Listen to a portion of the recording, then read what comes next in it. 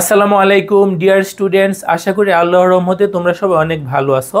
তোমাদের জন্য উচ্চতর গণিত দ্বিতীয় পত্রের ঢাকা বোর্ড 2023 সালের এমসিকিউগুলা সহজভাবে সলভ করে দেওয়া হইল। এই এমসিকিউগুলা তোমরা যদি সলভ করে নাও তাহলে তোমাদের স্বল্প সময়ে সহজভাবে এমসিকিউ সলভ করার দক্ষতা তৈরি হবে ইনশাআল্লাহ। ঢাকা বোর্ড 2023 সালের প্রথম এমসিকিউটা দেখো। আমাদেরকে একটা জটিল সংখ্যা জেড দিয়ে দিছে যেটা ভগ্নাংশ আকারে আছে, তারপর বলছে real part of Z. R E of Z দ্বারা কি বোঝায়? Real part of Z, Z এর বাস্তব অংশ। আমরা তো জানি একটা জটিল সংখ্যা জেড ইকুয়াল টু যদি এক্স প্লাস আই ওয়াই আমরা লিখি, এক্সকে বলা হয় বাস্তব অংশ আর ওয়াইকে বলা হয় কাল্পনিক অংশ। ইংরেজিতে বলা হয় রিয়েল পার্ট, যেটাকে সংক্ষেপে আর ই দ্বারা সূচিত করা হয়, আর ওয়াইকে বলা হয় ইমাজিনারি পার্ট, যাকে সংক্ষেপে আই এম দ্বারা সূচিত করা হয়। আচ্ছা, তাহলে আমাদের এই জটিল সংখ্যাটা রিয়েল পার্ট বা বাস্তব অংশটা বের করতে বলছে। আমরা প্রথমে এইটাকে ভগ্নাংশ আকার থেকে এইরকম এই যে এক্স প্লাস আই ওয়াই, যেটাকে আমরা জটিল সংখ্যার আদর্শ আকার বলি, আদর্শ আকারে যদি আমরা কনভার্ট করি, ভগ্নাংশ আকারে জটিল সংখ্যাকে আদর্শ আকারে কনভার্ট করার নিয়ম কি?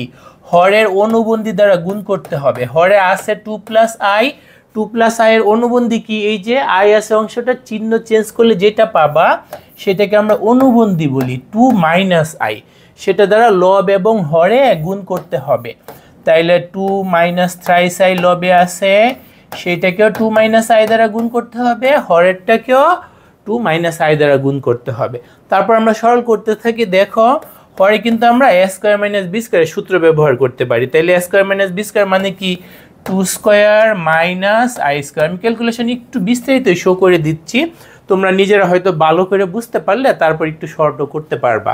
উপরে যদি আমরা গুণ করি, দেখো তো 2 দুগুণে 4, তার মানে 4 minus 2i minus 6i plus 3i square. তারপর আমরা তো জানি জটিল সংখ্যার ক্ষেত্রে কি I square equal two minus 1, I square equal two minus 1। এই মানটা যদি তোমরা ইউজ করো তাহলে দেখো তো নিচে কি হবে? এই জায়গায় হবে 4 minus I square, I square মান কত? মাইনাস 1, তার মানে এখানে এরকম হবে। উপরে কি হবে দেখো তো? 4 মাইনাস 8i, এখানে দেখো আই স্কোয়ারের জায়গায় তুমি যদি মাইনাস 1 লিখো, প্লাসের 3 ইন্টু মাইনাস 1, শেষমেশ আমাদের কি হয়ে যাবে? মাইনাস 3 হয়ে যাবে। তারপর তোমরা যদি সরল করো তাহলে দেখো লবে হবে কি 1 মাইনাস 8i, আর হরে হবে কি 4 যোগ 1 তাতে 5। তারপর যদি একটু আলাদা করে ভগ্নাংশটা লিখো তাহলে তুমি লিখতে পারবা 1/5 মাইনাস 8/5i। তাহলে দেখো তোমার বাস্তব অংশ যেটা রিয়েল পার্ট, রিয়েল পার্টটা কত? 1/5। তাহলে আমাদের 1/5 কোন অপশনটাতে আছে? গ নাম্বার অপশনটাতে। তাহলে আমাদের 1 নং এর উত্তর হচ্ছে গ নাম্বারটা। এখন এখানে আরেকটা জিনিস জানিয়ে রাখো, ইমাজিনারি পার্ট। তোমাকে যদি এরকম বলতো ইমাজিনারি পার্ট অফ জেড, তাহলে তোমার উত্তর হয়তো আয়ের সহগ চিহ্ন সহ, আয়ের সহগ চিহ্ন সহ কত? মাইনাস 8/5। এই জিনিসটা আমরা এখান থেকে জানিয়ে রাখি, কারণ এই কোশ্চেনটাতে হয়তো আমাদের রিয়েল পার্ট জানতে চাইছে, অন্য একটা প্রশ্ন হয়তো আমাদের ইমাজিনারি পার্ট জানতে চাইতে পারে। তাহলে পুরো ম্যাথটা কি দাঁড়াইলো? ভগ্নাংশ আকারে একটা জটিল সংখ্যা দিয়ে দিছে, এটাকে আদর্শ আকারে কনভার্ট করতে হবে। আদর্শ আকারে কনভার্ট করার নিয়ম কি? হরে যা আছে তার অনুবন্ধী দিয়ে লব হরকে গুণ করতে হবে। তারপর তুমি যদি সরল করতে থাকো, আই স্কোয়ার পাইলে ওটার পরিবর্তে মাইনাস 1 বসাইতে হবে। শেষমেশ তুমি যদি এরকম আকারে প্রকাশ করো, এক্স এর মান যেটা সেটাই বাস্তব অংশ বা রিয়েল পার্ট, ওয়াই এর মান যেটা বা আয়ের সহগ যেটা চিহ্ন সহকারে, সেটাকে বলা হবে ইমাজিনারি পার্ট বা কাল্পনিক অংশ। 2 নম্বর এমসিকিউতে আমাদের একটা হচ্ছে বহুপদী সমাপ্তি সূচক এমসিকিউ। দেখো n হচ্ছে পূর্ণ সংখ্যা, তারপর তোমাদের বলছে i to the power 4n সমান 1। আমরা তো জানি i to the power 4n কে আমরা এরকম লিখতে পারি i to the power 4 whole power n। i এর পাওয়ার 4 হইলে সেটার মান কিন্তু 1 হয়।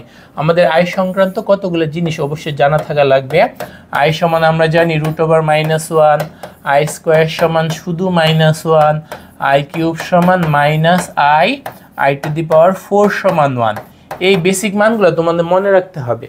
মূলত এইটার থেকেই কিন্তু এগুলোর উৎপত্তি। আইকে বর্গ করলে আই স্কোয়ার, আই স্কোয়ারের উভয় পক্ষে আই দ্বারা গুণ করলে আই কিউব, আই স্কোয়ারকে বর্গ করলে i টু দি পাওয়ার 4 আসে। তো আমাদের এখানে দেখো i⁴ এর মান 1, 1 এর মাথার উপর n, 1 এর মাথার উপর n থাকলে এটাকে সরল করলে 1ই হয়। তার মানে আমাদের 1 নং সঠিক। 2 নং কি বলছে দেখো, 2 নং আমাদের বলছে, আমাদের 2 নং এ বলছে হচ্ছে i এর পাওয়ার হচ্ছে 2n+1। তুমি যদি একটু ভাঙাও i এর পাওয়ার 2n+1 কে যদি একটু ভাঙাও তাহলে হবে i⁴ 2n i এর মাথার উপর 1, মাথার উপর 1 হলে লেখা লাগে না। এখন দেখো এই জায়গায় কিন্তু আছে তোমার i²। তুমি একটা কাজ করতে পারো, এক্ষেত্রে নির্দিষ্ট করে একটু চেক করে নিতে পারো। n এর মান তুমি 1 বসাও, n এর মান 1 বসালে এই জায়গায় কি হবে i² i² এর মান কত -1, i² এর মান কত ওই যে -1, সাথে গুণ আছে কি i, তার মানে আমাদের ফলাফলটা কি হচ্ছে -i। ওরা বলছে এই ফলাফলটা হবে -1, তার মানে ওদের কথা কি না, সত্য না। 2 নং সত্য না, তার মানে আমাদের যেভাবে অপশন দিয়ে দিচ্ছে সত্য হবে কোনটা, 1 নং এবং 3 নং। 1 নং এবং 3 নং কোথায় আছে, খ নাম্বারটা। তাও যদি বিশ্বাস না হয় আমরা 3 নাম্বার তো চেক করে নিই। 3 নাম্বারটা তুমি সরাসরি চেক করতে পারবা, নির্দিষ্ট একটা মানের জন্য চেক করতে পারবা। তুমি যদি সরাসরি চেক করো তাহলে দেখো তো এটাকে তুমি কিন্তু লিখতে পারবে এরকম i⁴ i⁴ এর মান তো সরাসরি 1 লিখতে পারবো। আর i⁴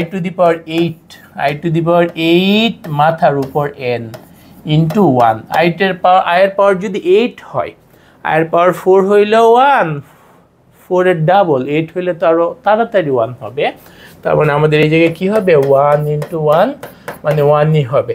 তার মানে 3 নং সঠিক। তাইলে আমাদের 1 নং এবং 3 নং সঠিক, সেই জন্য উত্তর হচ্ছে কোনটা, খ নাম্বারটা। তারপর দেখো 3 নাম্বার এমসিকিউ আমাদের এরকম একটা জটিল সংখ্যা দিয়ে দিছে, তারপর এটার আর্গুমেন্ট বের করতে বলছে।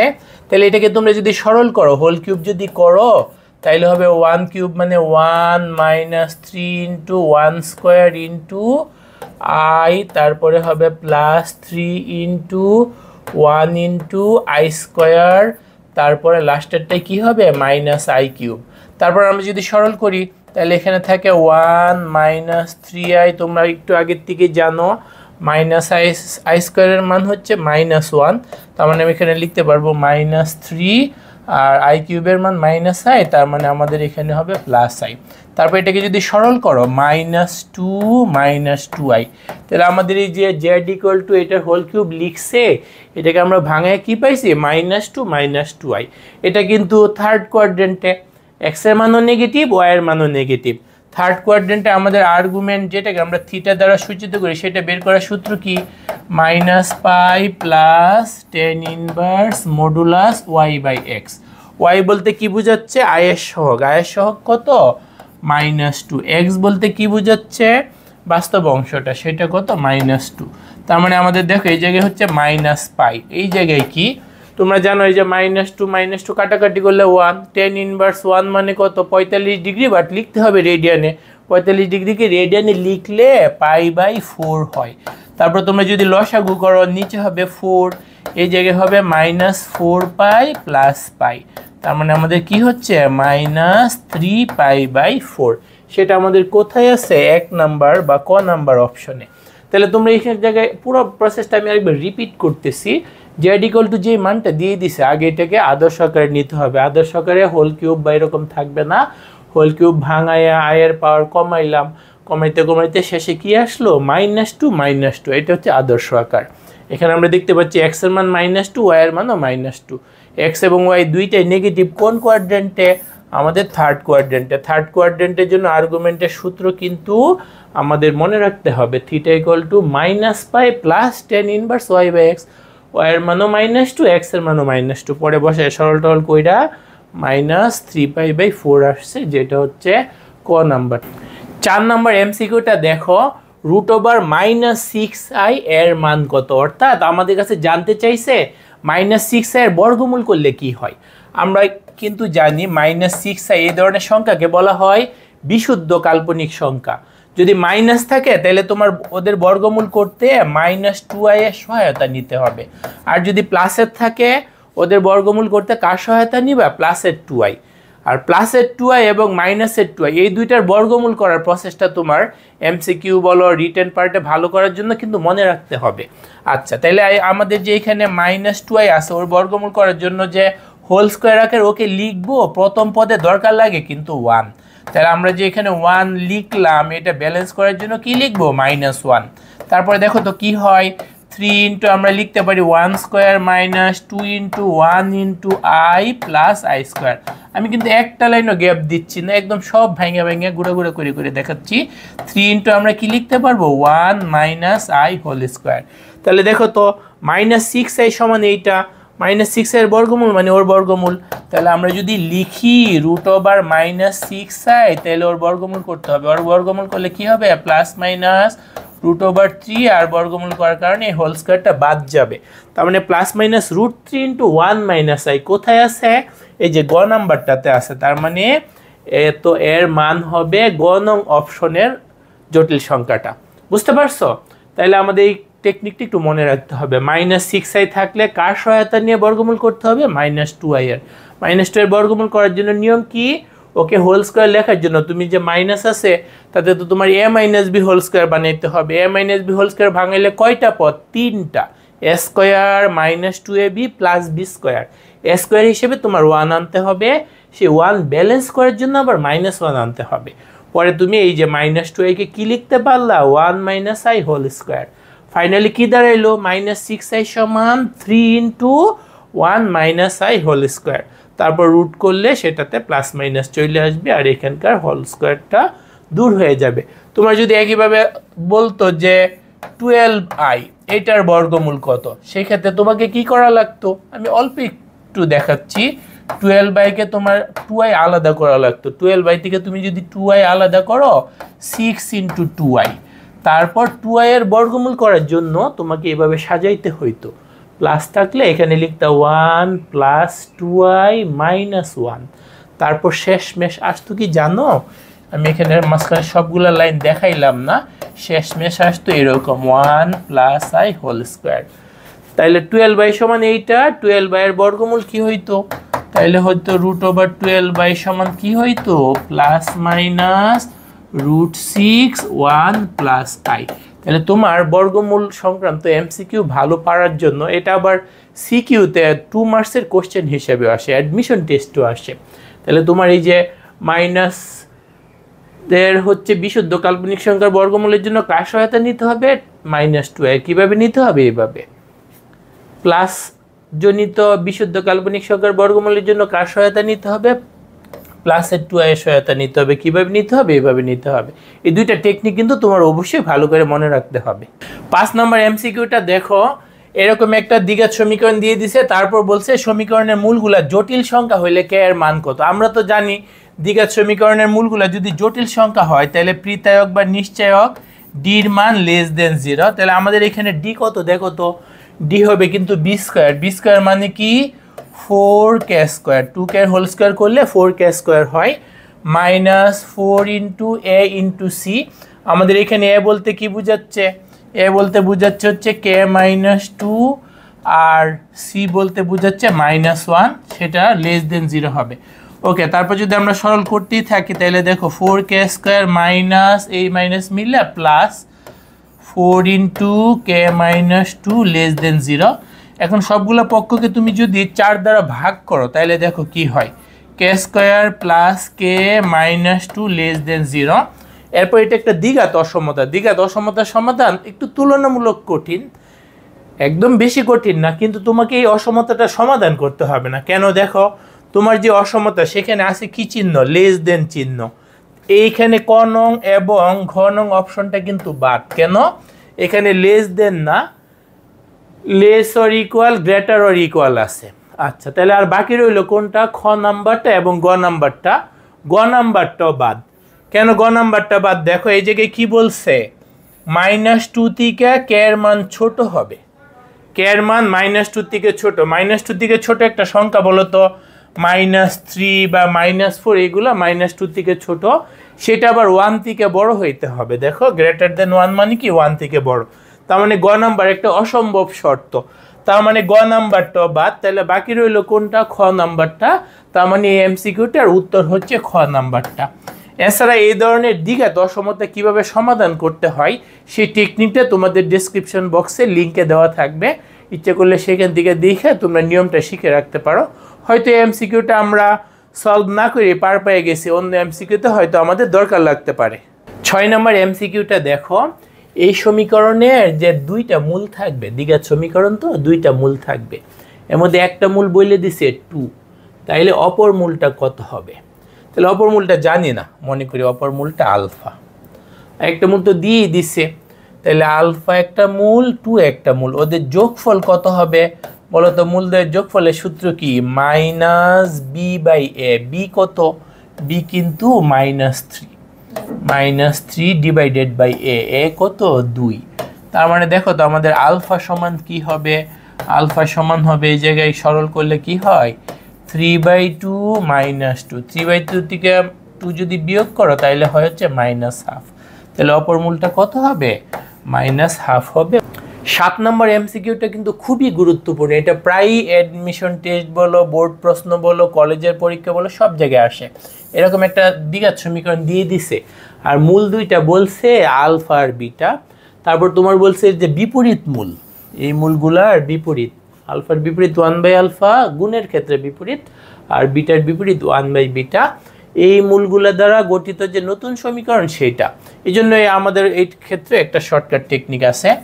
আলফা আর বিটা মূল দ্বারা যদি তোমার গঠিত সমীকরণ হয় ax² + bx + c = 0, এটা মনে রাখো, তাহলে এই সংক্রান্ত যে কোনো এমসিকিউ তুমি পারবা। 1/α 1/β দ্বারা গঠিত সমীকরণটা বিপরীতভাবে দেখো, এখানে ফার্স্টেরটার সাথে x² আছে, ওই ক্ষেত্রে লাস্টেরটার সাথে x² দিতে হবে। x² দিতে হবে সির সাথে, মাঝখানেরটার সাথে, যে মানে তুমি এই যে এইগুলাকে ইন্টারচেঞ্জ করে দিবা। x² চলে যাবে সির সাথে, মাঝখানেরটা তো ইন্টারচেঞ্জ হয়ে মাঝখানেই থাকবে, প্লাস bx, আর এর সাথে কি হয়ে যাবে? ধ্রুবক। তাহলে দেখো সমীকরণটাকে আমি কি করছি? ঘুরাইয়ে লিখছি।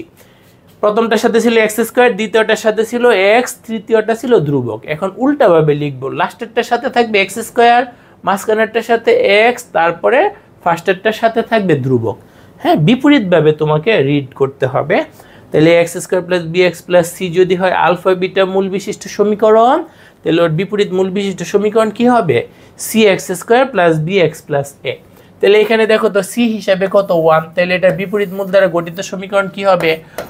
1x², মাঝখানেরটা যা আছে তাই, লাস্টেরটা হয়ে যাবে, সবটা হয়ে যাবে ধ্রুবক, = 0। তার মানে x² + 3x + √2, x² + 3x + √2 কোন অপশনটাতে আছে? গ নং। 8 নম্বর এমসিকিউটা দেখো, আমাদের একটা ত্রিঘাত সমীকরণ দিয়ে দিছে, 3x³ - 2x² + 1 = 0। মূলগুলা যদি আলফা বিটা গামা হয়, তাহলে summation alpha beta. Summation alpha beta মানে কি? আমরা তো জানি সামেশন আলফা বিটা মানে কি? Alpha beta plus beta gamma plus gamma alpha. এটার জন্য আমাদের সূত্র কি? এটার জন্য সূত্র হচ্ছে এক্স এর সহগ। আচ্ছা, এক্স সম্বলিত পদটাতে এই জায়গায় অনুপস্থিত, তার মানে +0x। তাহলে এটার জন্য আমাদের সূত্র কি?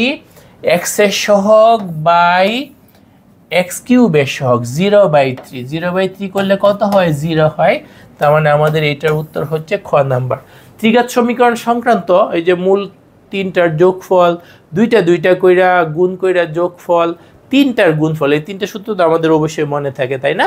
এখানে আমাদের হচ্ছে সামেশন আলফা বিটা দ্বারা কি বোঝায়? দুইটা কইরা মূলগুলার গুণ কইরা যে যোগফল সেটা পাওয়ার সূত্র কি? এক্স এর সহগ। এক্স অনুপস্থিত মানে ওর সহগ হচ্ছে 0। এক্স অনুপস্থিত মানে কি? ওর সহগ হচ্ছে 0 ডিভাইডেড বাই x³ এর সহগ 3, 0/3 সরল করলে 0 আসে, সেই জন্য উত্তর হচ্ছে খ নাম্বারটা। 9 নম্বর এমসিকিউটা দেখো, হাফ সাইন ইনভার্স 4/5 = কোনটা? এটার জন্য তোমার সবচেয়ে ভালো হবে ক্যালকুলেটর। সূত্র দিয়ে করতে গেলে তোমাদের 1 মিনিটের ওভার টাইম লাগবে। ক্যালকুলেটর দিয়ে তুমি যদি করো তাইলে দেখো হাফ মানে 0.5 ইন্টু কি? সাইন ইনভার্স কত হবে? ব্র্যাকেটের ভিতরে 4 divided by 5, half sine inverse 4/5। এই মানটা আমি কত পাইছি ক্যালকুলেটরে? 26.565 ডিগ্রিতে আসছে। সমস্যা নাই, আমাদের এইগুলোকেও কনভার্ট করে দেখবো কোনটা ওইটার সাথে মিলে। কনঙে আছে কি? 10 ইনভার্স, তার মানে শিফট 10, ব্র্যাকেটের ভিতর কত লিখতে হবে? 1/2, তাতে আসে 26.565। ওয়াও, প্রথমটা দিয়ে মিলে গেছে। তার মানে আমাদের উত্তর হচ্ছে ক নাম্বারটা। 10 নম্বর এমসিকিউটা দেখো, এটা অনেক সহজ। বলছে নিচের কোনটা সঠিক। আচ্ছা, এখানে যে অপশনগুলো দিয়ে দিছে 1 নং 2 নং 3 নং আমাদের বহুপদী সমাপ্তি সূচক, এটাও কিন্তু একটা সূত্র, ওর জন্য একটা সূত্র আছে, এইটাও একটা সূত্র, তাই না? এই তিনটা সূত্র কিন্তু একই জাতীয়।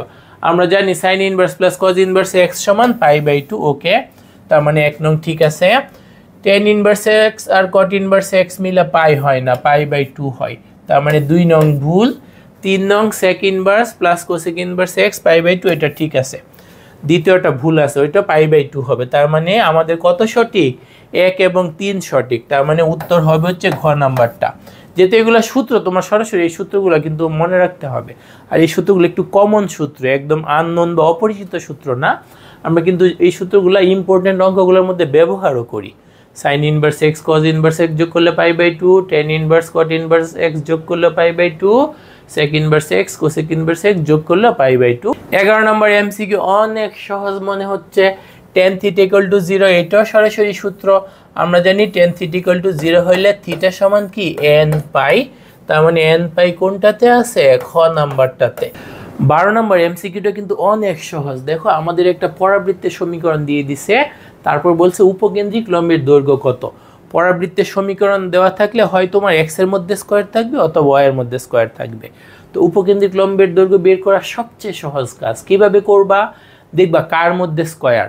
যদি ওয়াই এর মধ্যে স্কয়ার থাকে তাহলে এক্স এর সহগ যেটা সেটাই হবে উপকেন্দ্রিক লম্বের দৈর্ঘ্য। তাহলে ওয়াই এর মধ্যে স্কয়ার আছে, এক্স এর সহগ কত? 4। আমাদের উপকেন্দ্রিক লম্বের দৈর্ঘ্য হবে 4। যদি এরকম থাকতো x square minus 5y plus 2x minus 7 = 0, এটা একটা পরাবৃত্ত। তাহলে এখানে কার মধ্যে স্কয়ার? এক্স এর মধ্যে স্কয়ার। তাহলে আমাদের দেখতে হবে ওয়াই এর সহগ কত। ওয়াই এর সহগ নেগেটিভ, কিন্তু আমাদের তো উপকেন্দ্রিক লম্বের দৈর্ঘ্য তো নেগেটিভ হবে না। এই পরাবৃত্তের উপকেন্দ্রিক লম্বের দৈর্ঘ্য কত হবে? 5 একক। তার মানে তোমার উপকেন্দ্রিক লম্বের দৈর্ঘ্য বের করাটা কিন্তু অনেক সহজ। দেখবা কার মধ্যে স্কয়ার আছে। যদি ওয়াই এর মধ্যে স্কয়ার থাকে তাহলে ওয়াই না, এক্স এর সহগটাই হবে উপকেন্দ্রিক লম্বের দৈর্ঘ্য। যদি এক্স এর মধ্যে স্কয়ার থাকে তাহলে ওয়াই এর সহগটাই হবে উপকেন্দ্রিক লম্বের দৈর্ঘ্য। যদি নেগেটিভ থাকে তোমার পজিটিভ নিতে হবে। কেন? একটা দৈর্ঘ্য কখনো নেগেটিভ হবে না। এরপর দেখো, আমরা দেখব 13 নম্বর এমসিকিউ। এরকম একটা পরাবৃত্তের শীর্ষের স্থানাঙ্ক বের করতে বলছে।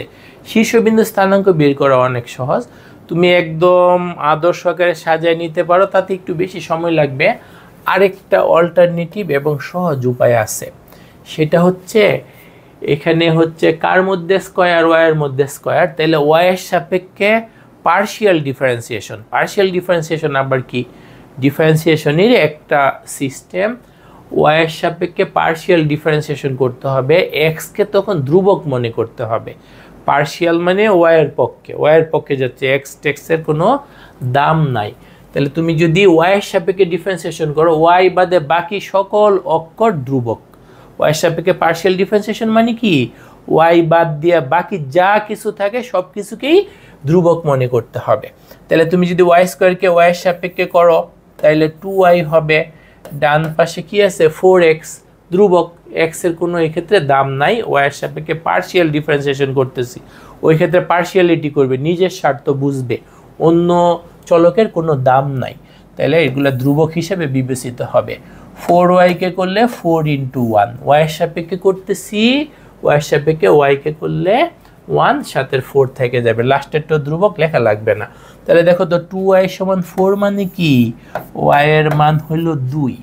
তাহলে y এর মান 2 মানে কোটি 2, একাধিক অপশন আছে। তার মানে y এর মান 2 বসায়া তোমার x এর মানটা বের করতে হবে। y এর মান যদি 2 বসাও, 2 এর বর্গ হচ্ছে 4, y এর মান 2, y এর মান 2, এখানে y নাই, y এর মান 2 মানে 4 × 2 = 8, 8 কাটা। তার মানে দেখো 4x = 4, তার মানে কি x এর মান পাচ্ছি আমরা 1। তাহলে x এর মান 1, y এর মান 2। আমাদের শীর্ষবিন্দু হবে কত? 1,2। 1,2 কোনটা? এটা হচ্ছে আমাদের 1,2। তাহলে এটা একটা উপায়। আরেকটা উপায় হচ্ছে একদম তুমি যদি বিস্তারিত করো, বিস্তারিত করলেও যে অনেক বড় হবে সেটা না, আমাদের এই ক্ষেত্রে ওটাকে একটু সাজাইতে হবে। সাজাইতে হবে মানে কি? y² - 4y সমান ওই পাশে কত থাকবে? 4x - 8। তারপর এটাকে হোল স্কোয়ার বানানোর জন্য তোমাকে একটু বুদ্ধি কইরা Y square minus 2 into Y into 2 square মানে কত 4। তারপর ডান পাশে কি 4x, আমরা তো এই পাশে 4 একটা পাঠিয়ে দিছি, এইটার দিকে 4 পাঠিয়ে দিছি, আরও বাকি থাকে কত -4। তার মানে দেখো বাম পাশে কি হবে y - 2 হোল স্কোয়ার, আর ডান পাশের থেকে 4 কমন নিতে হবে, তাতে কি হবে x - 1।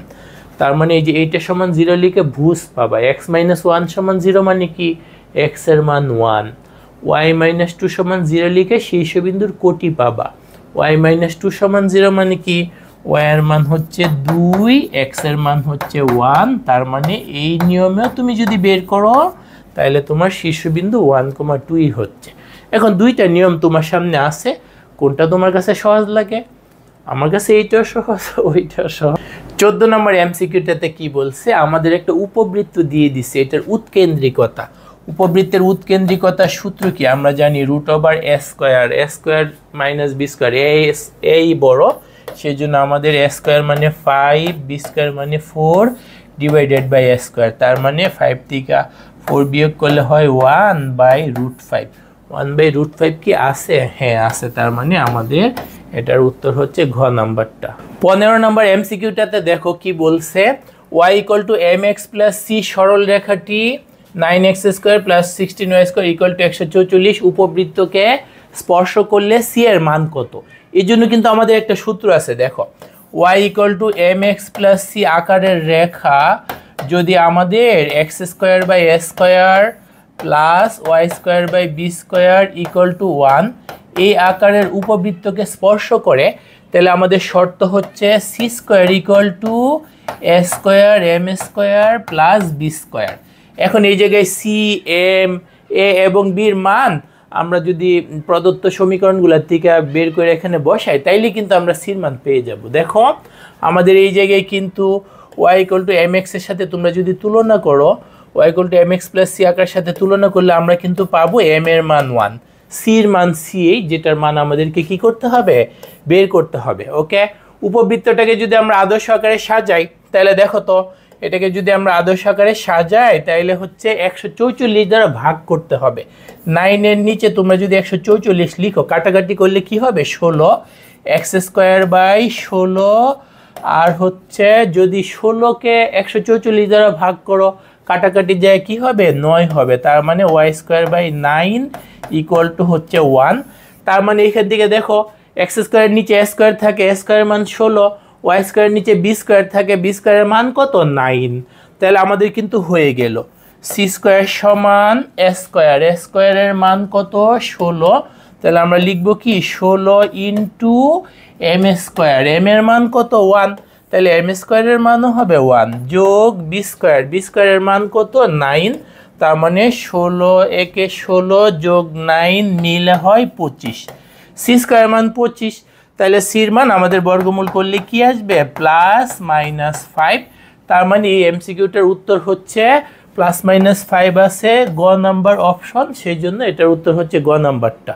16 নম্বর এমসিকিউটা দেখো, আমাদেরকে একটা অধিবৃত্তের সমীকরণ দিয়ে দিছে, তারপর বলছে এটার উপকেন্দ্রিক লম্বের দৈর্ঘ্য কত। তাহলে প্রথম কাজ হবে হচ্ছে সমীকরণটাকে আদর্শ আকারে কনভার্ট করা। তাহলে দেখো এই যে এখানে যে 63, ওইটাকে ডান পাশে নিয়ে ওইটাকে 1 বানাইতে হবে। তাহলে 63কে তোমরা যদি ডান পাশে নাও, আমি একটু ডিটেলস ক্যালকুলেশনে শো করে দিচ্ছি, তাহলে সেটা হবে হচ্ছে -63। তারপর -63 দ্বারা সবগুলা পদকে ভাগ করতে হবে। -63 দ্বারা যদি সবগুলা পদকে ভাগ করো, তাহলে দেখো এখানে কি হবে, x² এর সাথে আছে 7, 7 দ্বারা 63কে ভাগ করলে -9 হবে, x² / -9। এই জায়গায় মাইনাস মাইনাস মিলে প্লাস হয়ে যাবে, y² / 7 নং 63, তার মানে হবে y² / 7। তারপর ওই পাশে কত হবে 1। তারপর দেখো যদি একটু আরো সাজায় লিখো, তাইলে হবে y² / √7 এর স্কয়ার মাইনাস x² / 9 মানে 3² = 1। তাহলে আমাদের কিন্তু অধিবৃত্তের দুইটা স্ট্যান্ডার্ড ফর্ম বা প্রমিত আকার আছে সেগুলা কি কি দেখো তো। একটা কিন্তু আমাদের X square by A square minus Y square by B square equal to 1। আরেকটা কি Y square by B square minus X square by A square equal to 1। তাহলে কোনটার জন্য আমাদের উপকেন্দ্রিক লম্বের সূত্র কোনটা? এটার জন্য কিন্তু আমাদের উপকেন্দ্রিক লম্বের সূত্র হচ্ছে 2b স্কোয়ার বাই এ, কিন্তু আমাদের আকারটা আছে কিন্তু Y square by B square minus X square by A square equal to 1 আকারের।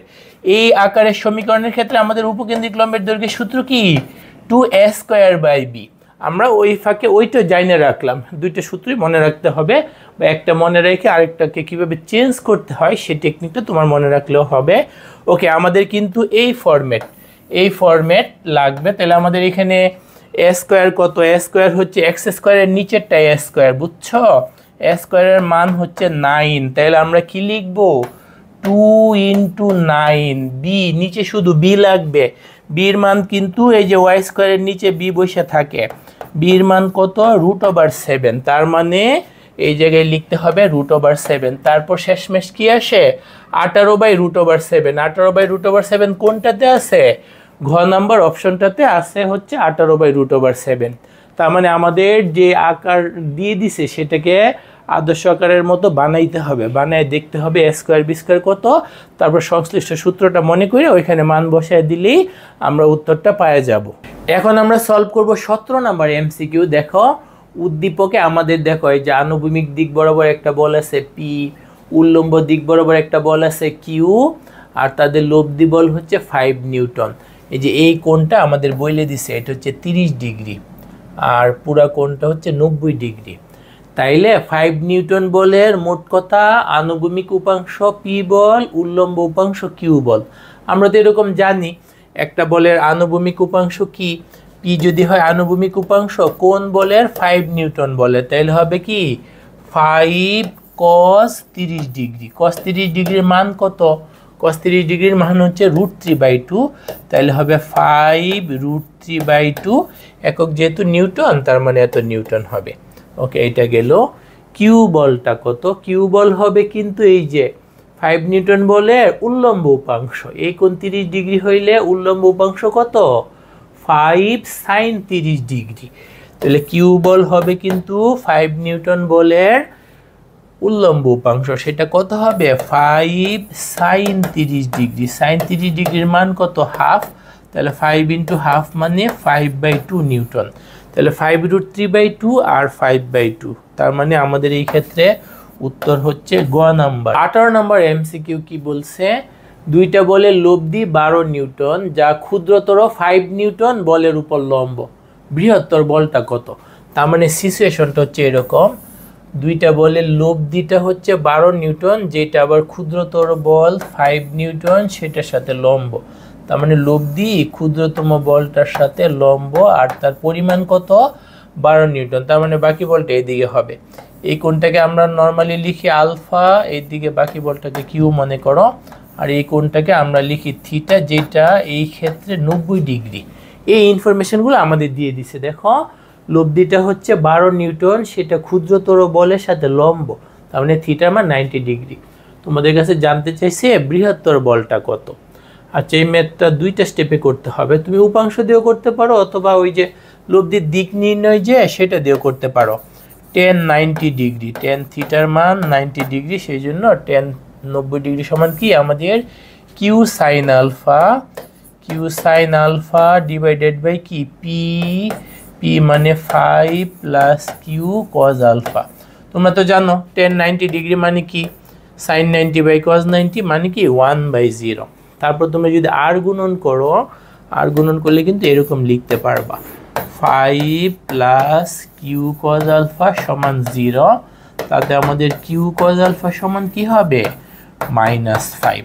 তাইলে এই যে এই কোণটার মান যে 90 ডিগ্রি, এটা ব্যবহার করে আমরা এই শর্তটা পাইলাম। আমাদের কিন্তু লাগবে কিউ বলের মান। এখন আমরা কিন্তু এরকম সূত্র জানি, লব্ধি আর স্কোয়ার সমান কি P square plus Q square plus 2 P Q cos alpha. Okay, এখানে আর দ্বারা লব্ধি বোঝাচ্ছে, লব্ধির মান হচ্ছে 12, 12 বর্গ কত 144 গেল, পি মানে 5 5 এর বর্গ হচ্ছে পি স্কয়ার, সেটা কত 25। কিউর মান তো আমাদের লাগবে, কিউ স্কয়ার থাকলো। এখানে দেখো 2 × 5 × Q cos alpha, Q cos আলফার মান কিন্তু আমরা বের করে রাখছি। কিউ কজ আলফার মান কত -5। তার মানে আমাদের এইখানে দেখো তো, এই যে এখানে আমাদের এই যে কিউ স্কয়ার সমান কি থাকে, কিউ স্কয়ার সমান কি থাকে দেখো তো 144, এখানে কত 25, আর এই জায়গায় কত 5 × 5 = 25 গুণ 2 মানে 50, মাইনাসের 50 প্লাসের 25, মাইনাসের 50 প্লাসের 25, তার মানে মাইনাসের 25 থেকে যায়, মাইনাসের 25 এই পারে এসে যোগ হইয়া 144 সাথে 25 যোগ হয়ে 169 হবে। তার মানে বলো তো কিউর মান কত 169 এর বর্গমূল, 169 এর বর্গমূল কত 13। তার মানে আমাদের এই ক্ষেত্রে কিউ বলের মান বা অপর বলের মানটা বা বড় বলের মানটা সেটা কত 13 নিউটন হবে। উত্তর হচ্ছে খ নাম্বারটা। এখন আমরা দেখব 19 এবং 20 নাম্বার এমসিকিউ। এই দুইটা হচ্ছে অভিন্ন তত্ত্ব ভিত্তিক। আমাদের দুইটা বল দিয়ে দিছে, একটা হচ্ছে 15 কেজি ও 9 কেজি ওজনের দুইটা বল, সেই দুইটা পরস্পর সমান্তরাল আর 32 সেন্টিমিটার ব্যবধানে ক্রিয়া করে। তো বৃহত্তর বল থেকে এদের লব্ধির প্রয়োগ বিন্দু কতটুক দূরে যখন বল দুইটা সদৃশ, সেই ক্ষেত্রে আবার 20 নম্বরে কি বলছে বল দুইটা যখন অসদৃশ। আচ্ছা, তাহলে আমরা আগে 19 নাম্বারটা দেখি। 19 নম্বরে বল দুইটা কেমন হবে সদৃশ, আর পরিমাণ কত, একটার পরিমাণ হচ্ছে 15 কেজি ওয়েট, আমরা ধরে নিলাম 15ই, আরেকটা হচ্ছে 9 কেজি ওয়েট, তাহলে সেটা হচ্ছে 9, আর ওদের মধ্যবর্তী দূরত্ব দিয়ে দিছে 32, এই যে পুরা দূরত্বটা হচ্ছে 32, আর বলছে লব্ধিটা বড় বল থেকে কতটুক দূরে লব্ধির প্রয়োগ বিন্দু। আমরা তো জানি লব্ধিটা মূলত বড় বলটার কাছাকাছি থাকে, তাহলে আমরা ধরে নিচ্ছি লব্ধি বড় বলটা থেকে x সেন্টিমিটার দূরে। পুরা সম্পূর্ণ দূরত্বটা যেহেতু 32 সেন্টিমিটার, তাহলে দেখো এই দূরত্বটা যদি x হয়, এই দূরত্বটা হবে কত 32 - x।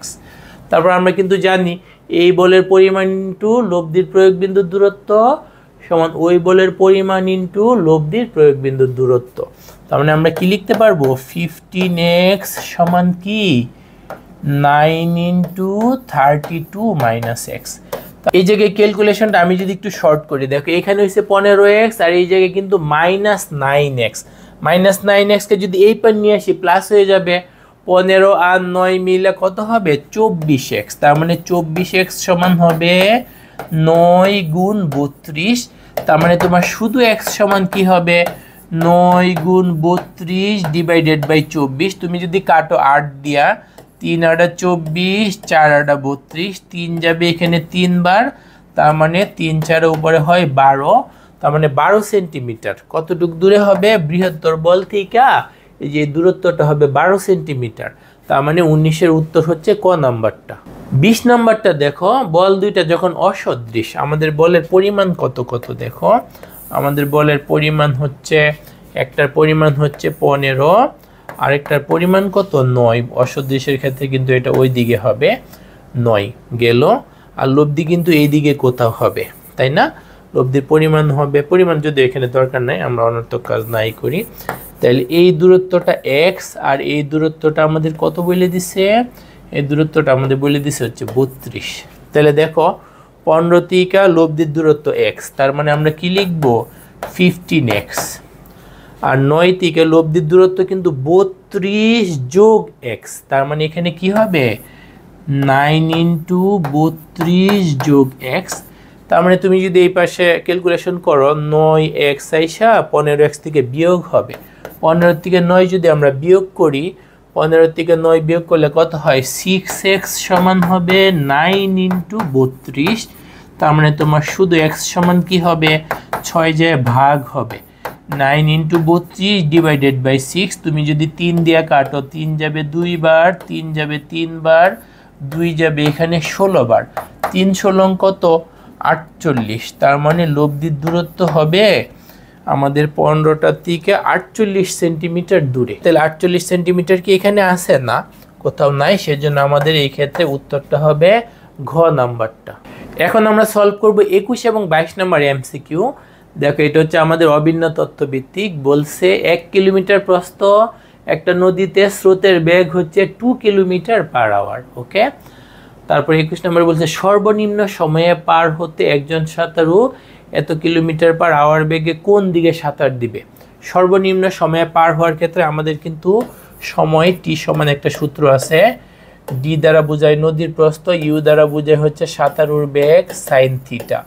আচ্ছা, সর্বনিম্ন সময় তার মানে টির মান সবচেয়ে কম হওয়ার জন্য বড় সংখ্যা দ্বারা ভাগ করতে হবে। নদীর প্রস্থ তো নির্দিষ্ট, তুমি যে কোনো একটা ঘটনার ক্ষেত্রে নদীর প্রস্থ তো আর কম বেশি হবে না, সেটা নির্দিষ্ট। আমাদের এই ক্ষেত্রে স্রোতের বেগও নির্দিষ্ট, সাঁতারুর বেগ যেটাকে আমরা ইউ দিছি সেইটাও নির্দিষ্ট। শুধু তুমি সাইন থিটার মানকে কম বেশি করতে পারবা, কিন্তু সময় কমানোর জন্য তুমি যত বড় সংখ্যা দ্বারা ভাগ করবা ফলাফলটা তত ছোট হবে। তার মানে সাইন থিটার মান সর্বোচ্চ হইতে হবে। সাইন থিটার সর্বোচ্চ মান কত? আমরা জানি সাইন থিটার সর্বোচ্চ মান কিন্তু 1। 1 মানে কি? 1 মানে হচ্ছে সাইন 90 ডিগ্রি। তার মানে আমাদের যে থিটা কোণে সাঁতারু রওনা দিবে সেই থিটার মান হওয়া লাগবে 90 ডিগ্রি। সে যদি স্রোতের বেগের সাথে 90 ডিগ্রি কোণে রওনা দিচ্ছে 90 ডিগ্রি কোণে, স্রোত তো তাকে ধাক্কা একটু ওদিক নিয়ে যাবে, ধাক্কা খায়া সে সর্বনিম্ন সময়ে নদীটা পার হইতে পারবে। তার মানে আমাদের 21 নম্বরের উত্তর হচ্ছে ঘ, যেখানে থিটা কোণের পরিমাণ কত? 90 ডিগ্রি। 22 নম্বর এমসিকিউটাতে যেটা চাইছে নদী পার হইতে সর্বনিম্ন কত সময় লাগবে। ওকে, আমাদের সময় বের করার সূত্র তো এখানে লেখাই আছে। 21 নম্বরটা করতে আমাদের যেটা দরকার লাগছিল, এক্ষেত্রে ডি দ্বারা কি বুঝাবে? ডি দ্বারা বুঝাবে হচ্ছে নদীর প্রস্থ। নদীর প্রস্থ কত? 1 কিলোমিটার। এটাকে তোমাদের মিটারে নিয়ে যাইতে হবে। তাহলে 1 কিলোমিটার মানে 1000 মিটার। ওকে, সাইন থিটার মান তো 1, সেটা আমাদের এক্ষেত্রে ফিক্সড। ইউ দ্বারা কি বুঝাচ্ছে? সাঁতারুর বেগ। সেটা কি? 6 কিলোমিটার/আওয়ার। কিলোমিটারকে আমাদের মিটারে নিয়ে যাইতে হবে। 6 কিলোমিটার/আওয়ার মানে 6000 মিটার, আর আওয়ার মানে ঘন্টা। ঘন্টাটাকে কিসে কনভার্ট করতে হবে? দেখো, সর্বনিম্ন কত সময় লাগবে, সময়ের একক ওরা কি লিখছে? এম। এম দ্বারা কিন্তু এখানে মিনিট বোঝাচ্ছে। এম দ্বারা কি বোঝাচ্ছে? মিনিট। সময়ের একক তো সময়, এটা কিন্তু দৈর্ঘ্য না বা দূরত্ব না, সময় দ্বারা এখানে মিনিট বোঝাচ্ছে।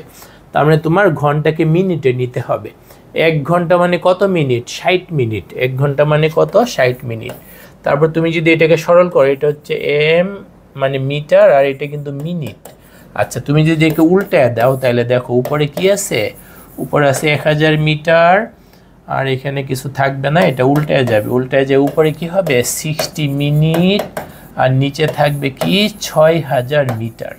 তাহলে দেখো, মিটার সাথে 1 টা 0 2 টা 0 3 টা 0 কাটা, 1 টা 0 2 টা 0 3 টা 0 কাটা, 6 যাবে 60 এর মধ্যে কতবার? 10 বার। তার মানে আমাদের হবে 10 মিনিট। 10 মিনিট কি আছে? হ্যাঁ আছে। তার মানে 22 এর উত্তর হচ্ছে ক নাম্বারটা। এখন আমরা সলভ করব 23 নাম্বার এমসিকিউ। দেখো, এটা প্রশ্নে কি বলছে? সরল পথে স্থিতাবস্থা হতে, স্থিতাবস্থা মানে কি? আদিবেগ ইউর মান 0, সমত্বরণে চলমান একটি বস্তুকণা 5ম সেকেন্ডে 18 মিটার পথ অতিক্রম করে। 5ম সেকেন্ডে মানে 5th সেকেন্ডে। এই যে আমাদের কিন্তু এরকম একটা সূত্র আছে, STH মানে বোঝাচ্ছে 5ম সেকেন্ডে। তাহলে এই ক্ষেত্রে আমাদের টির মান কিন্তু 5। ওকে, 5ম সেকেন্ডে অতিক্রান্ত দূরত্বর পরিমাণ কত? 5ম সেকেন্ডে 18 মিটার দূরত্ব অতিক্রম করে। তার মানে এই যে আমাদের ST = U plus half into A 2t - 1। এই যে আমাদের সূত্রটা, এখানে টির মান হচ্ছে 5, আর ইউর মান তো আমাদের 0ই আছে। তার মানে এই সূত্রে আমাদের 5ম সেকেন্ডে অতিক্রান্ত দূরত্ব এস এর মান কত? সেটা হচ্ছে 18। ইউ তো 0, এটা লেখা লাগবে না, এটা বাদ দিয়ে দিলাম। হাফ ইন্টু এ হচ্ছে সমত্বরণ, ত্বরণের মানটা আমাদের লাগবে। 2t মানে কি? 2 × 5, তার মানে 10 বিয়োগ 1, তার মানে হচ্ছে 9। তার মানে দেখো, এখানে যদি 9 দিয়ে 18কে কাটাকাটি করে ফেলি তাহলে 2 আইসা এই 2 এর সাথে গুণ হইয়া আমাদের এর মান হয়ে যাবে 4। তার মানে আমরা ত্বরণ পেয়ে গেছি 4। তাহলে আমাদের কি বলছে? 10 সেকেন্ডে অতিক্রান্ত দূরত্ব। 10 সেকেন্ডে অতিক্রান্ত দূরত্বের সূত্র কি হবে? ut plus half a/t²। Your মান যেহেতু 0, এই জায়গায় তো 0ই হবে। এই জায়গায় হবে হাফ ইন্টু এর মান কত?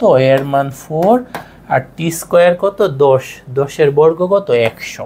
তাহলে এখানে যদি কাটাকাটি করো 2 যাবে, এখানে 4-এর মধ্যে 2 বার, 2 × 100 মানে কি আমাদের হবে 200 মিটার। 200 মিটার কি আছে? হ্যাঁ আছে। তাহলে সেটা হচ্ছে আমাদের গ নাম্বার হচ্ছে এটার উত্তর। তাহলে দেখো 5 সেকেন্ডে অতিক্রান্ত দূরত্ব 18 মিটার, এইটা ব্যবহার করে আমরা ত্বরণের মান বের করে ফেলছি। তারপর 10 সেকেন্ডে যে দূরত্ব অতিক্রম করে ত্বরণ থাকাকালীন সূত্র হচ্ছে s = ut + ½ at²। আদি বেগ ইউর মান 0, এই জন্য প্রথম পদটা 0 হয়েছে, দ্বিতীয় পদটা শুধু থাকবে, সেখানে এর মান 4 আর টির মান 10 বসায়া আমরা উত্তর পাইছি হচ্ছে 200 মিটার, যেটা হচ্ছে গ নাম্বারে আছে। আমরা এখন সলভ করব 24 নম্বরে এমসিকিউ। দেখো তো এখানে কি বলছে, একটা স্তম্ভের শীর্ষ হতে ইউ মিটার/সেকেন্ড বেগে খাড়া উপরে নিক্ষিপ্ত পাথর 10 সেকেন্ডে মাটিতে এত বেগে পড়ে, ইউ এর মান কত? তার মানে এখানে ঘটনাটা কি ঘটতেছে দেখো, এরকম মনে করে একটা স্তম্ভ আছে, সেই স্তম্ভের উপর থেকে খাড়া উপরের দিকে একটা পাথর নিক্ষেপ করা হয়েছে। এখান থেকে তুমি যদি উপরের দিকে একটা পাথর নিক্ষেপ করো, এটার বেগ কমতে কমতে এক সময় 0 হবে, তারপর এটা নিচের দিকে পড়বে। নিচের দিকে একদম যে ভূমিতে পড়ছে বা মাটিতে পড়ছে, কত সময় পরে পড়ছে? 10 সেকেন্ড সময় পড়ছে। মাটিতে পড়ার মুহূর্তে বেগ কত? এই যে এই জায়গার যে বেগ ভি, সেটা কিন্তু আমাদের দিয়ে দিছে 58 মিটার/সেকেন্ড। আচ্ছা, আর কি বেগে নিক্ষেপ করতেছে? এখান থেকে কিন্তু উপরের দিকে নিক্ষেপ করতেছে ইউ মিটার/সেকেন্ড বেগে। তোমাকে শেষমেশ ইউর মান বের করতে বলছে। তার মানে দেখো ইউর বেগ আর ভি, এই দুইটা বেগের দিক কিন্তু বিপরীত, একটা উপর দিকে যাচ্ছে আর একটা নিচের দিকে। তার মানে আমাদের সূত্র শেষ পর্যন্ত জয়ী কিন্তু ভি, কারণ ফাইনালি তো এটা নিচেই আইসে পড়ছে। তার মানে আমাদের সূত্র হবে ভি = ফাইনালি যেটা ভিটাকে আমাদের পজিটিভ ধরতে হবে আর ইউটা ধরতে হবে নেগেটিভ। তাহলে হবে -ইউ, আর যেহেতু নিচের দিকে আমাদের শেষ পর্যন্ত ওর অবস্থার নিচের দিকে, শেষ অবস্থার নিচের দিকে, তার মানে ত্বরণটা কাজ করছে। অভিকর্ষ ত্বরণ কাজ করার কারণেই ব্যাগটা উপরের দিকে আস্তে আস্তে কমছে, এক সময় 0 হইয়া নিচের দিকে এসে বাইরে 58 মিটার/সেকেন্ড হয়েছে। তার মানে আমাদের সূত্র হবে ভি = -ইউ + জিটি। এখান থেকে তুমি যদি ইউকে বাম পাশে নিয়ে আসো, যেহেতু ইউর সামনে মাইনাস, এটা বাম পাশে এসে প্লাস হয়ে যাবে, ভি যায় ওই পাশে মাইনাস হয়ে যাবে। জির মান কত? জির মান হয়েছে আমাদের এই যে মিটার/সেকেন্ড, এক্ষেত্রে আমাদের জির মান হয়েছে 9.8 × 10 বিয়োগ কত ভি, ভির মান কত 58। তার মানে তোমরা তো বুঝো 9.8কে 10 দ্বারা গুণ করলে 98, 98 থেকে যদি 58 বিয়োগ করো তাহলে তোমার হবে 40 বা 40 মিটার/সেকেন্ড। 40 মিটার/সেকেন্ড আমাদের কোথায় আছে? গ নাম্বারটা। তাহলে এই সূত্রটার কারণ বুঝতে পারছো? আমরা এখান থেকে উপরের দিকে নিক্ষেপ করছি, কিন্তু ফাইনাল অবস্থান হচ্ছে ভূমিতে বা মাটিতে, সেই জন্য ঊর্ধ্বমুখী বেগটা নেগেটিভ আর নিম্নমুখী যে শেষ বেগ সেটা হবে পজিটিভ। তার মানে ভি সমান হচ্ছে -ইউ, আর শেষ অবস্থান যেহেতু নিচের দিকে, আমাদের এই ক্ষেত্রে অভিকর্ষ ত্বরণ কাজ করছে। এখন আমরা সলভ করব 25 নম্বর এমসিকিউ। দেখো এটা আমাদের একটা বহুপদী সমাপ্তি সূচক, আমাদের হচ্ছে এত বেগে আর 30 ডিগ্রি কোণে, তার মানে আমাদের আলফার মান হচ্ছে 30 ডিগ্রি আর ইউর মান হচ্ছে 9.8। এক নম্বরে কি বলছে? সর্বাধিক উচ্চতা। সর্বাধিক উচ্চতা যেটা আমরা এইচ দ্বারা সূচিত করি, এইচের সূত্র কি? সূত্র না লিখে সরাসরি মান বসাইলে হবে, তোমরা যেন পরে ওই নিয়মের আর অন্যান্য মেথড করতে পারো, সেজন্য আমি একটু লিখে দিচ্ছি। u² sin² α/2g, এইটা গেল। 2 নম্বরে আমাদের কি চাইছে? 2 নম্বরে আমাদের চাইছে বিচরণকাল। বিচরণকাল সমান সূত্র কি? 2u sin α/g গেল। 3 নম্বরে কি বলছে? 3 নম্বরে বলছে আমাদের আনুভূমিক পাল্লা, আর সমান সূত্র কি? u² sin 2α/g। এখন এখানে আমাদের একটা একটা করে মান বসাইতে হবে। আমরা যদি মান বসাই, u² মানে কত? 9.8 এর হোল স্কয়ার, আর এই জায়গায় কত আসবে? sin² alpha. আলফার মান কত? 30 ডিগ্রি। sin 30 ডিগ্রির মান কিন্তু হাফ, হাফের বর্গ একবারে করে ফেলতে পারো, তাতে আসবে তোমার 1/4। নিচে কত? 2 × g, g কত? 9.8। তাহলে দেখো 9.8 একবার কাটা। তোমার ক্যালকুলেশন একটু সহজ করার জন্য তোমাকে কি করতে হবে? 9.8 ভাগ 4 ভাগ 2, ভাগ 4 ভাগ 2, তাতে কত আসতেছে 1.225। তার মানে 1 নং ঠিক আছে। এই যে 9.8 9.8 একটা কাটা 4 দ্বারা ভাগ আর 2 দ্বারা ভাগ, বাকি যে একটা 9.8 থাকবে ওকে 4 দ্বারা ভাগ আর 2 দ্বারা ভাগ করে আমি পাচ্ছি কি 1.22। তার মানে আমাদের 1 নং সঠিক। 2 নম্বর বিচরণকাল 2 ইন্টু ইউ। 2 ইন্টু ইউ মানে কি 2 ইন্টু 9.8 সাইন আলফা মানে সাইন 30 ডিগ্রি, যার মান কত হাফ, নিচে আবার জির মান 9.8। দেখো 9.8 9.8 কাটা 2 2 কাটা, শেষমেশ বাকি থাকে 1, তার মানে বিচরণকাল 1 সেকেন্ড, এইটাও ঠিক আছে। তারপর আনুভূমিক পাল্লা কি 4.9 ইন্টু √3, তাহলে আমাদের ইউ স্কোয়ার মানে কি 9.8 এর স্কোয়ার, তার মানে আমাদের লিখতে হবে 9.8 এর হোল স্কোয়ার, ওকে, ইন্টু সাইন 2 আলফা। আলফার মান কত 30 ডিগ্রি, আলফার মান কত 30 ডিগ্রি, তাহলে 2 আলফা কত হবে 60 ডিগ্রি, সাইন 60 ডিগ্রির মান তো সবাই জানি √3 ডিভাইডেড বাই 2, আর নিচে যে জির মানও কত 9.8। তার মানে দেখো মুখে মুখে হয়ে যাবে 9.8 এর হোল স্কোয়ার আর নিচে একটা, তার মানে উপরে একটা বাকি থেকে যাবে কাটাকাটি করার পর। 9.8 কে 2 দ্বারা ভাগ করলে 4.9, তাহলে এখানে থাকে হচ্ছে 4.9 সাথে কি √3, তার মানে 4.9 √3, তার মানে আমাদের 3 নং সঠিক। তাহলে 1 সঠিক 2 সঠিক 3 সঠিক, আমাদের উত্তর হবে কোনটা, ঘ নাম্বারটা। তাহলে আশা করি এই এমসিকিউটা সহ সবগুলো এমসিকিউ তোমরা সুন্দর করে বুঝতে পারছো। প্রয়োজনে বারবার করে দেখো যেন সবগুলো নিয়ম তোমার ভালো করে আয়ত্তে চলে আসে। পরবর্তী আরেকটা ক্লাসে দেখা হবে ইনশাআল্লাহ।